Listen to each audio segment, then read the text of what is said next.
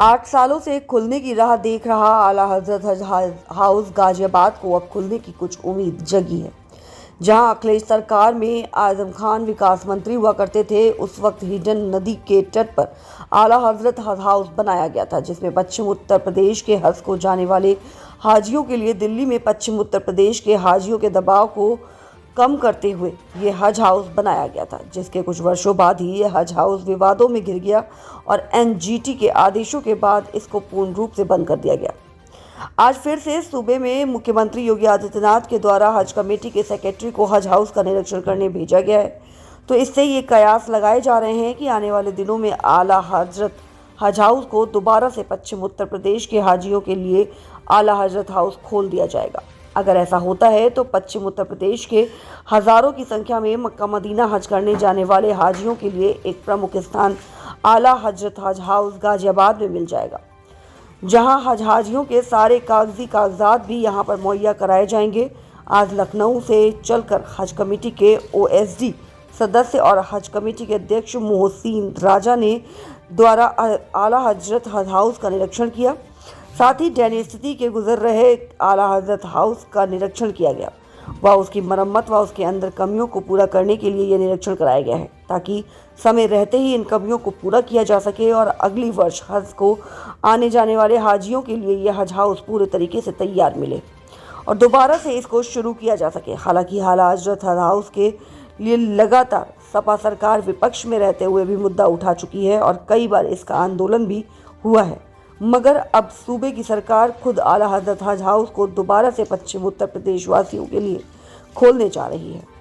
नहीं, ऐसा नहीं है। बीच में 2019 में हज यात्री यहाँ से 16 में मूवमेंट हुआ था और उसके वजह से बीच में हम लोगों ने पिछले 2 साल प्रयास कर रहे हैं कि यहाँ से हमारे उत्तर प्रदेश के हज यात्री जो नई दिल्ली से जाते हैं उनको हम यहाँ से सुविधा प्रदान करते हुए यहाँ से शिफ्ट कर पाए उनको, बट किन्हीं कारणों से नहीं हो पाया। इस बार हमारे सीओ साहब आफाकी साहब ने पूर्ण विश्वास दिलाया है कि आपके जो पश्चिमी उत्तर प्रदेश के ज़्यादातर जो हज यात्री हैं जो दिल्ली से जाते हैं उनको हम हज हाउस गाजियाबाद से भेजने की व्यवस्था कराएंगे और उन्होंने ये भी कहा है कि वो खुद विजिट करेंगे। तो देखिए कब डेट देते हैं, जब भी वो डेट देंगे उनके साथ भी एक विजिट किया जाएगा। हालांकि यहाँ गार्ड है, माली है, उसके बावजूद यहाँ चोरी हो रही है, गंदगी का अंबार लगा हुआ है और इमारत भी बद से बदतर होती जा रही है। सुरक्षा भी कोई ठोस इंतजाम नहीं, ऐसे में गंदगी फैल रही है, अतिक्रमण है। देखिए स्वाभाविक है कि अगर इसको क्रियाशील हम लोग नहीं कर पा रहे हैं किन्हीं कारणों से, तो वो सब क्रियाशीलता न होने के कारण है और इसी बहाने अगर हज यात्रा शुरू हो गई तो निश्चित रूप से वो सब चीजें भी दुरुस्त हो जाएंगी। सर, हज हाउस जो है इतने सालों से बना हुआ है, लेकिन अभी तक 1% भी यहाँ पर देखने को नहीं लग रहा कि काम हुआ हो। क्या हम ये कह सकते हैं कि ये राजनीति के उससे काम नहीं हो रहा हो कुछ? नहीं, इस पे तो मैं कुछ नहीं कहूँगा। जाकर के देख सकते हैं कि सीटें टूटे हुए हैं। नहीं, वो देखिए जब बिल्डिंग इतनी बड़ी बिल्डिंग बन के खड़ी है और बेसिकली हज के लिए किया गया, इन्हीं कारणों से हम इसको क्रियाशील नहीं कर पाए। हज कमेटी ऑफ इंडिया यहाँ से हमको एम्बार्केशन दिल्ली के यात्रियों को भेजने के लिए सुविधा नहीं दे पाई। इस कारण से मुख्य काम तो हज है। अगर हज के यात्री यहाँ से नहीं जाएंगे, वो हम कोशिश कर रहे हैं, इस साल शुरू हो जाएगा, जैसे कार्य शुरू होगा अपने आप चीजें ठीक हो जाएंगे। बीच में एनजीटी ने रोक लगाया था, फिर वो किसी कारणों से सील कर दिया गया था। उद्घाटन हुआ था उस समय उन्होंने कहा था कि क्योंकि हज यात्री 1 साल में एक बार ही जाएगा, इतनी बड़ी इमारत है, इसका सदुपयोग कैसे करें। तो उन्होंने कहा था कि हम जो है यहाँ पर पीके सीपीएससी की तैयारी करवाया करेंगे, सरकारी स्तर पर कोचिंग सेंटर यहाँ ओपन किया जाएगा।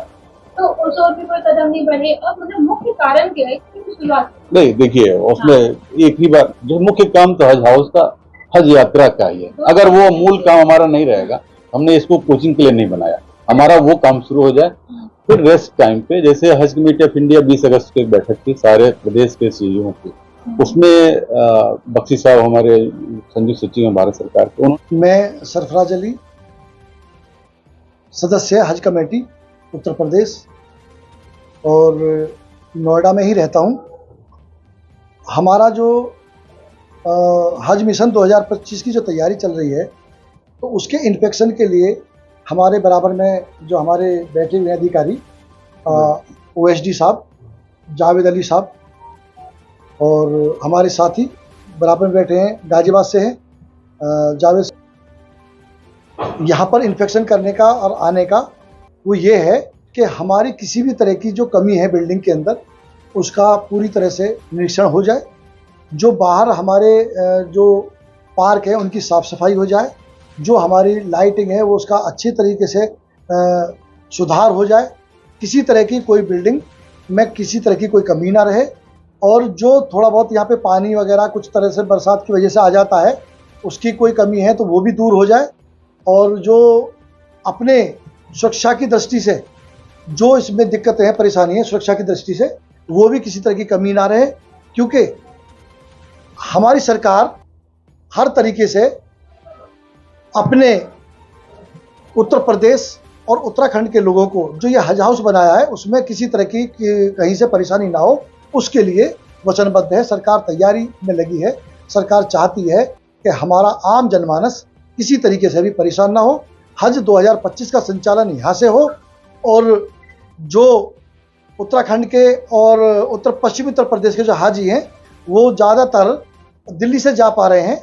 एक बार 2016 में हमारे यहाँ का हज संचालन हुआ तो बहुत अच्छा इससे हमें फ़ायदा पहुँचा, हमारे लोगों को फ़ायदा पहुँचा, लोगों ने इसको बहुत सराहा। लेकिन कोरोना काल भी आया और इसमें एनजीटी की परमिशन नहीं थी तो वो भी दिक्कत आई। केंद्र